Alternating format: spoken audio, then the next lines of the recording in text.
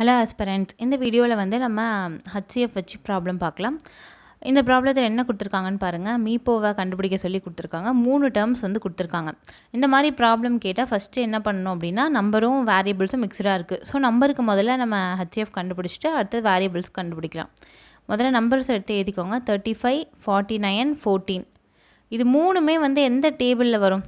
ஒரே டேபிளில் வரணும். இந்த மூணுமே எதில் வரும் அப்படின்னா 7ல் வரும். 7 டேபிளில் போட்டிங்கன்னா என்ன வரும்? 7, 5, 35. 7, 7, 49. 7 to 14. இதுக்கப்புறம் இந்த 3 ஒரே டேபிளில் வருமா? 5, 7, 2. 3 ஒரே டேபிளில் வருமா அப்படின்னா வராது. ஸோ நம்மளுக்கு என்ன வரும்? HCF = 7 அப்படின்னு நம்பரில் வரும். ஓகே, இப்போ வேரியபிளில் என்ன வரும் அப்படின்னு நம்ம பார்ப்போம். XYZ பாருங்கள். XYZ எல்லாத்துலேயுமே இருக்குது. ஃபஸ்ட்டு கண்டிஷன் என்ன HCFல அப்படின்னா, எல்லாத்துலேயுமே ஒரு வேரியபிள் கொடுத்துருக்காங்கன்னா அது என்ன இருக்கணும்? எல்லாத்துலேயும் இருக்கணும்.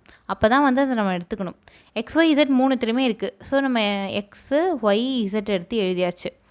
அடுத்த கண்டிஷன் என்ன அப்படின்னு பார்த்தீங்கன்னா, எல்லாத்துலேயுமே ஒரு டேர்ம் இருக்குது அப்படின்னா அந்த டேர்மில் வந்து என்னென்னா எதை நம்ம எடுத்துக்கணும் அப்படின்னா, இருக்கிறதுலே எந்த டிகிரி லோயஸ்ட்டாக இருக்கோ அதை தான் நம்ம எடுத்துக்கணும்.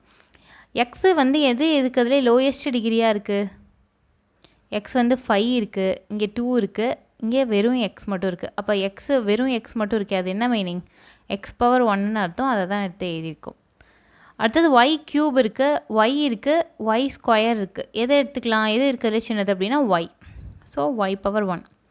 z⁻4 இருக்குது, க்யூப் இருக்குது, ஸ்கொயர் இருக்குது. எது இருக்கிறதுலே சின்னது அப்படின்னா ஸ்கொயர். ஸோ நம்ம z² அப்படின்னு எடுத்து எழுதியாச்சு.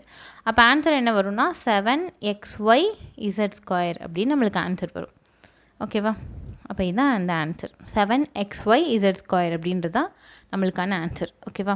இப்போ இதே மாடலில் நம்ம ஒரு ப்ராப்ளம் வந்து என்னென்னா ஹோம்ஒர்க் பாருங்கள்.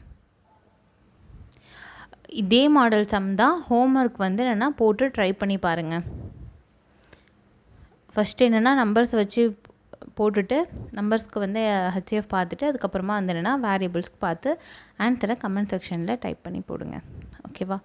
நெக்ஸ்ட் வீடியோவில் இன்னொரு முக்கியமான இன்ஃபர்மேஷனோடு பார்க்கலாம். தேங்க்யூ.